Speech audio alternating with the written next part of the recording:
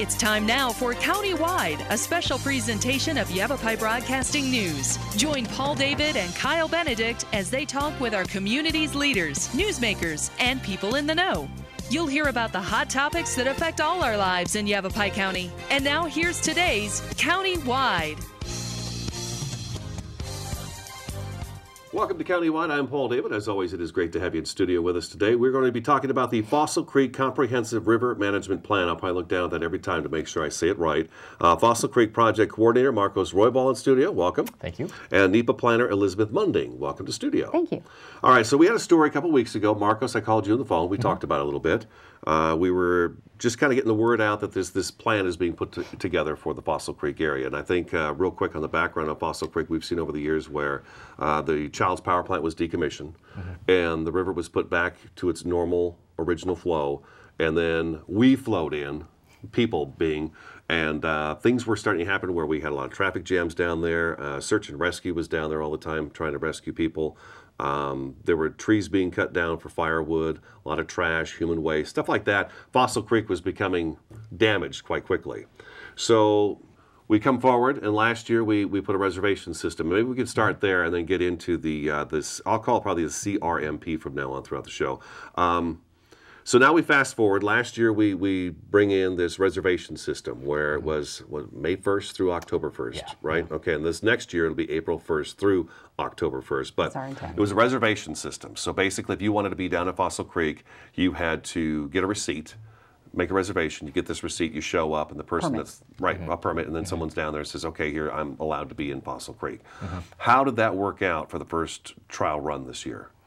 I think it went really well. We heard a lot of positive feedback from people who use the system, the partners we've been working with in Fossil Creek, and also our Forest Service on-the-ground managers. It seems like it really reduced some of the issues with crowding and trash that we were seeing down there. There were a lot fewer people that were turned away at the gate just because there wasn't space in the Fossil Creek corridor. And so I think it was a huge success, and we've heard a lot of positive feedback about it. And since it resolved to a large degree a lot of the issues we were seeing down there, I think it's a kind of a nice segue into this more comprehensive plan that we're working on right now. But overall, we're really pleased with how it worked. And there are a few issues that we're trying to resolve moving into this next permit season.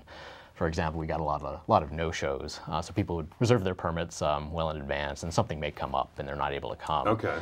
And there's not a lot of incentive necessarily to cancel the permit, return the permit, because it's just a $6 fee. And so we found that a lot of people just wouldn't show up, and there'd be a number of empty parking spaces in our parking lots in Fossil Creek. And so people would be, trying to get up to the waterfall and parking further back down the road and walking by all these empty parking spaces in the parking lots they were passing, getting up to the waterfall. And why did we park way down there? Exactly. Right okay. Yeah, wondering why all these empty parking spaces were there. I guess these are growing pains. These are some growing pains, right? I mean, you're bound to have. It's not going to be perfect. Right. So, okay, so there's one little thing. But overall, how many folks are actually allowed down? Can we talk about that? How many people are allowed down in the Fossil Creek area, Elizabeth? Yeah, so with the what we consider day use, so we had an opening time of about approximately 8 a.m. and then it would close about 8 p.m. People would need to be out of the corridor during the reservation system period. And so during that time, it was allowed about 148 cars, so how many people could get a permit. Okay. And then that allowed in approximately like 740 people. What we do is we estimate that that there's approximately 5 people in each vehicle. Okay. So that's how we come up with what that number is that we refer to are people at one time. So that's what it is, the existing condition. So as we talk about this plan and we refer to the existing condition, that's what we're calling our existing condition in terms of the use and how people get in and the number of people down there at one time. The plan is being based off of that number? That's 740? That's kind of the starting point. Okay, kind of the starting point. Yeah. This is really, the Fossil Creek Reservation System was kind of the guinea pig. I mean, this is a test to kind of see how that works out, and then we'll build off of that. I guess that's kind of what we're talking about here. Yeah, it was kind of a nice, sort of kill two birds with one stone type of thing. Sure. We're working toward resolving some of those issues with crowding and trash that we were seeing down there in the past. But then, kind of moving into this more comprehensive and more, kind of controlled management scenario, managing it more as kind of a developed recreation type scenario rather than kind of the less controlled setup that we just had go down and there in show the up, past. and yeah, that's how it used to be when I was a kid around here. Was that you just went to the creek and river. How many Forest Service people do you have to have down there when you've got a crowd of 740 people? Well, they run it pretty lean. They're doing a great job. So we have rangers at each entrance. So coming down from Camp Verde on 260 and then down on 708, that you will encounter rangers to check in. Also on the Strawberry side, and they're running it like with 10 people a day is the average staff down there. Okay, so you got two at the entrances of Strawberry and Camberry, and then you've got the rest of the folks are just kind of patrolling and walking around and making sure everybody's okay and doing what they're supposed to be doing. Right. Yeah, Okay. Checking parking lots, that sort of thing. Okay. So.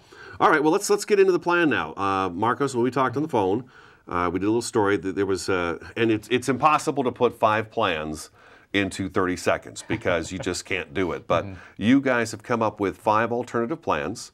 And we should probably mention, too, if people want to look at the plans, they can go to Fossil Creek CRMP, or you can go to the Coconino National Forest website, or I imagine the Tonto National Forest website, because this does sit on both forests. Yeah, I think they might link back to our webpage. Okay, might link. Okay, so just go to the Coconino National Forest website, and there should be a link right there on the main page, I would think, to these plans, and folks can take a look at them. We do have a public comment period going on right now, right, where you want feedback from folks. What do you want? What don't you want? What do you like about this plan? What don't you like about that plan? Right. And we're going to go through the plans today. Okay. Okay. Yeah. So maybe we should do that right now. Let's start with plan number 1. What's alternative number 1? Okay. Do you want to? Sure. We actually, it's an A, B, C, D, E in our case. So alternative A, our first one, is that existing condition. So we refer to that as no action. And that's standard in our NEPA process, the National Environmental Policy Act, that you have an existing condition that you look at. And then you look at how in each alternative that might be modified. So that alternative A does allow for basically the same number of recreation sites, like where people can go down there. The sites, it allows for swimming at the waterfall, for example. That's something that's currently done. It allows for some camping in the off season. So that the existing condition is what people are experiencing as they're participating in the reservation system and the summer and winter season we have. No change, just as it is right now with the current reservation system. This is Plan A would be the one that we stick with, and that would go forward. We should probably mention too that the reason this plan is being put together is because the whole area, well, this area of Fossil Creek has been designated a wild and scenic river, correct? Exactly. Okay, That's correct. so this plan has to be put into place. Yeah, so we're required to develop this comprehensive river management plan. And even though alternative A is being analyzed in the environmental impact statement we'll be putting together, we can't actually select that as our decision moving forward. We have to instate this CRMP in order to meet the intent of the Wild and Scenic Rivers Act. And so, alternative A looks at the way things are now and kind of serves as that baseline that we'll use in our analysis of the 4 what we're calling action alternatives. Okay, all right. But it's still considered unmanaged, and the goal of this whole plan is to have managed recreation there. And so that, so some people, the early feedback we're getting from the comment period that began November 29th is that people are some are so thrilled with the reservation system that they're like, keep it like it is. But what we want to emphasize to the public is that we do need a managed recreation. We need to look at restoration. We need to look at capacities, and so we need to look at those alternatives B through E and what makes sense down there on the landscape. Okay, let's take our first break, okay? And we'll come back and we'll talk about B, C, D, and E, and we'll kind of put those in a nutshell. Good phone number for this is 928-203-2915. That'll get you to Marcos. But really, if you go to the Coconino National Forest website, Fossil Creek CRMP, that's all the information you need about there, and you can leave comments there as well. This is Countywide. We'll be back in just a couple minutes.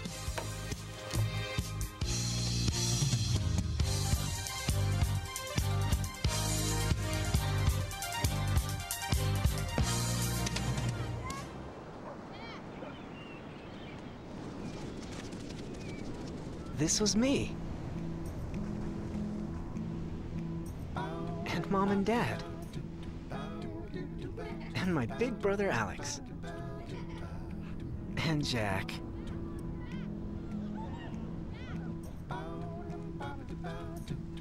And this was the day that I learned that sandals get their name from sand.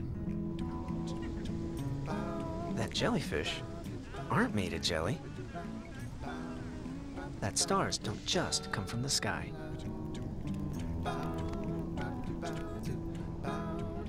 That the ocean is bigger than all of us. This is the day we all got to forget that I was sick. And it changed everything. This was my wish.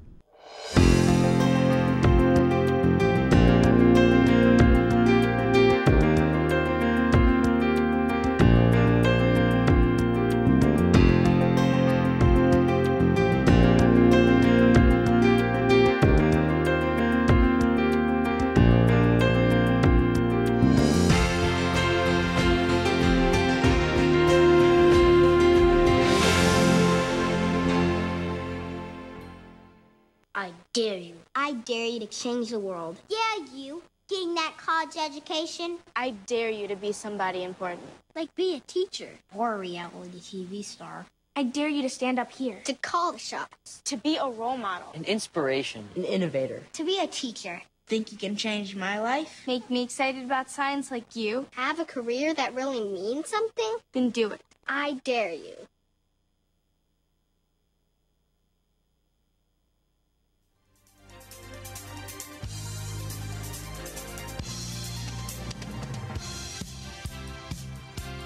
Welcome back to Countywide. We're talking with Marcos Roybal and Elizabeth Munding about the Fossil Creek Comprehensive River Management Plan, the CRMP. Comments are wanted from the public. It's a 45-day comment period, so we're probably about halfway through that by now, just about.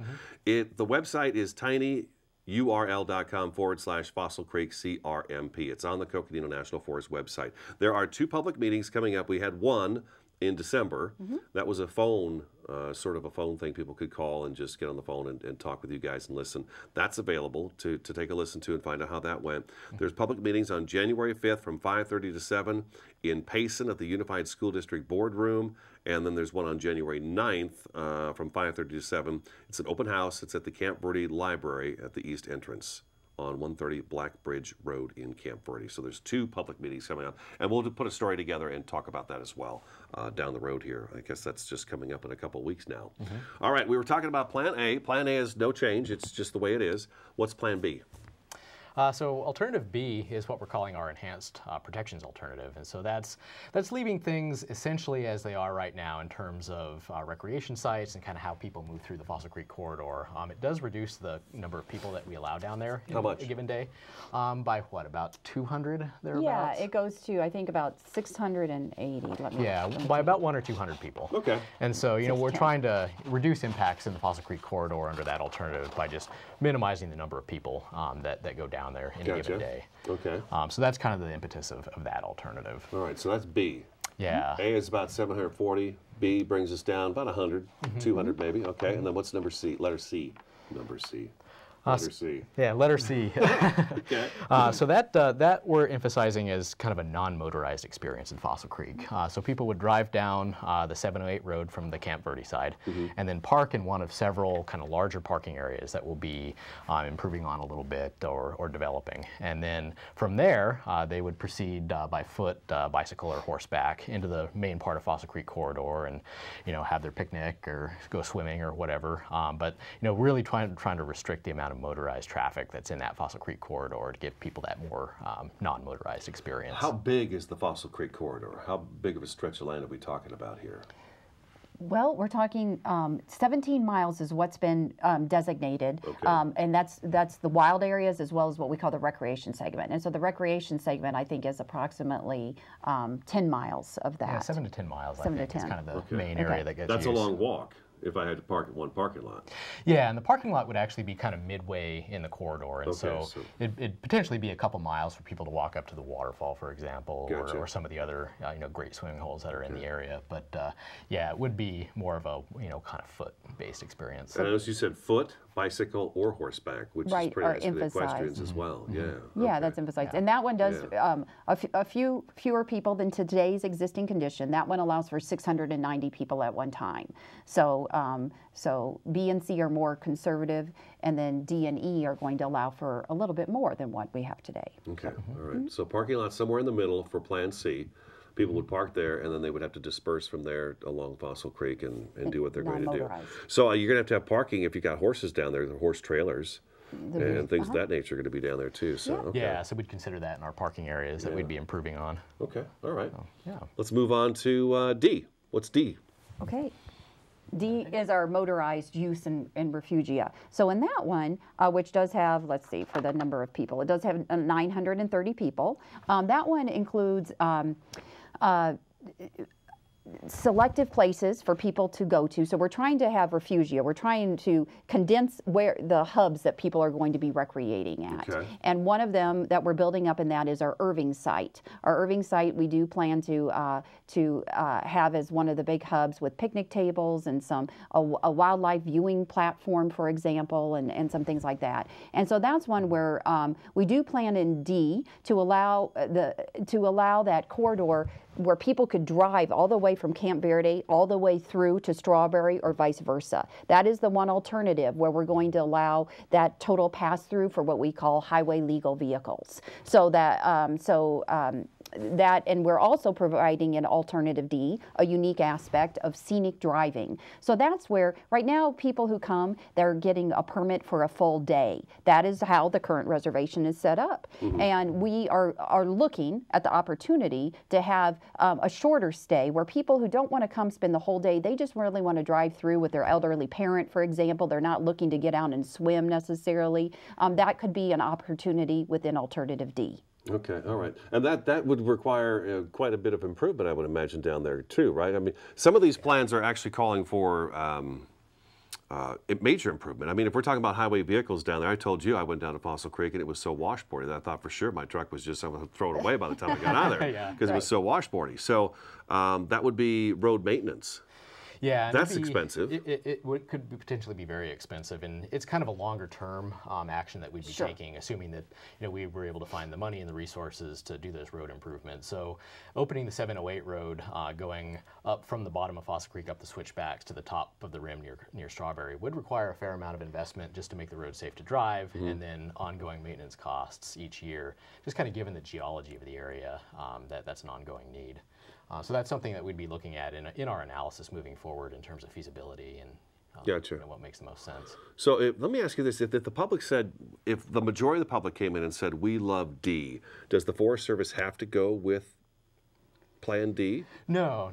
So it's not really a voting process. We're taking the issues that people raise in their comment letters and kind of the things they're making known as what their interests in Fossil Creek are, and we're incorporating all that into our analysis. And we could modify these alternatives moving forward based on that feedback we've gotten. Gotcha. And once we finalize those alternatives, we'll be analyzing the potential environmental impacts of implementing all of them in our environmental impact statement that we'll be preparing in the next coming years, year or so. And we're taking that feedback that people are giving us, but we're not necessarily tallying up the number of votes in favor of one alternative over another and making our decision. It's more of an analysis and impact and need-based determination as to what alternative we'll decide move forward with. Yeah. Okay, so let's move forward. We got a minute before we have to take our next break. What's Plan E? Okay, so Plan E, first of all, is what we are calling our proposed action. Okay. We identify one as what's proposed. And so that is our long-term adaptive management. So that is looking at today's existing condition and most likely starting, that is our foundation, but looking at building on that with a variety of features. And those features, Marcos, help me here, those would be, again, expansions at Irving in particular, some build out and really making that a hub of where people would want to go. Yeah, and trying to increase parking capacity a little bit. But the key with this alternative is if we were to decide to go with that alternative today, it would start out with the numbers that we're looking at under the current reservation system. And we'll monitor use, monitor resource impacts, and based on that monitoring, we'll make a determination if it's appropriate to work on those developments and to increase our visitor capacity numbers. And so, even though the numbers we're presenting for Alternative E look high, that's kind of the full build-out scenario. And so we wouldn't achieve those until, sometime in the future, and we may not fully achieve them ever, but, it's kind of an endpoint toward which we would build as appropriate. Okay. All right. Let's take our next break. 203-2915, a good phone number. Website is tinyurl.com/Fossil Creek CRMP. This is Countywide. We'll be back in just a couple minutes.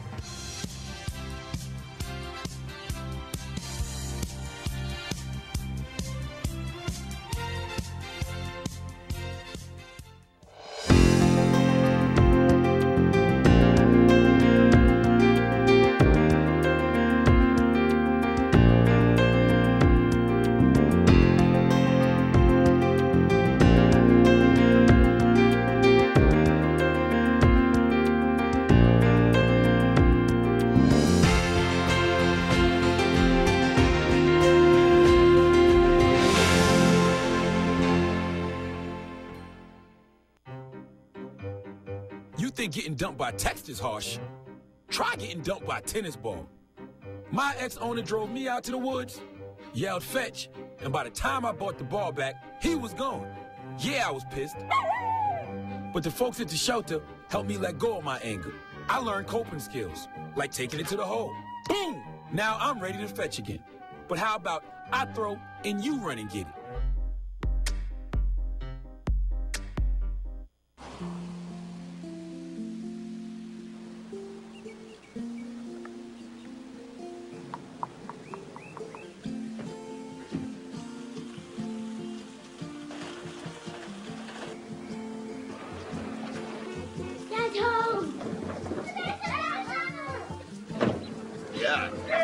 The smallest moments can have the biggest impact on a child's life.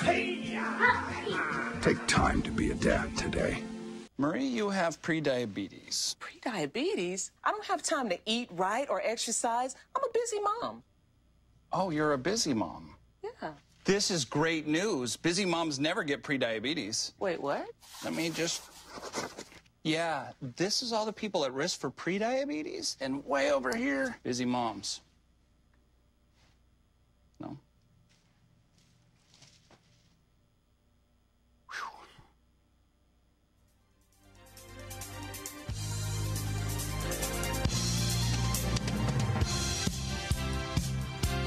Welcome back to Countywide. We've got just a couple minutes left in the program. Real quick, tiny URL, Fossil Creek CRMP. tinyurl.com/Fossil Creek CRMP for more information. You can find it on the Coconino National Forest website. Real easy there. Phone number for Marcos is 928-203-2915. Again, we've mentioned a couple of times now during the show that you guys are looking for comments. What's the best way for me to get my comment to you about this? So I'd say first take a look at the materials we have on our website and kind of think about how the alternatives presented kind of meet your needs in terms of Fossil Creek and how your vision for management of Fossil Creek moving forward. And provide us a written comment. That's the most useful way for our process. And tell us how the alternatives meet that vision that you have for Fossil Creek, and try to tie your comments to specific topics that we presented in our alternatives. So if you're interested in motorized use, bring that up, or if you're interested in restoration work, be sure to bring that up. Be as specific as possible in tying your comments to... Should they be constructive, Marcos? Constructive comments are always great. Aren't those the best? They're most appreciated. They're so helpful down the road, I tell you. And I'll say that the comments we've gotten so far have been very thoughtful and very constructive. Okay, and we've really enjoyed going through them. Good. All right. Well, we've got about a minute left. So we've got 2 open houses coming up in January. We want folks to be there. There was one on December 6th. Where do we go to find out the December 6th one and take a listen to it if we wanted to? There's information about that on our webpage as well. Okay. An audio file, and also we'll be putting a transcript up. Okay. So, and then we've got a meeting coming up on January 5th. This is the folks pretty much on the Strawberry side over by Payson. 5:30 to 7 p.m. open house there, January 5th at the Unified School District Boardroom. That's on West Main Street in Payson. And then on January 9th for the Camp Verde side of Fossil Creek, there's one from 5:30 to 7 p.m. an open house at the Camp Verde, their new public library. Look at that, new public library. You can go check that out at the same time. That's at 130 Black Bridge Road in Camp Verde. Marcos, we're out of time. Thank you so much. Good to meet you. Yeah, likewise. Elizabeth, thanks for coming in. Thank you. All right, that is today's Countywide. That's all we've got time for. Thanks for watching and listening, and we'll talk to you again next time.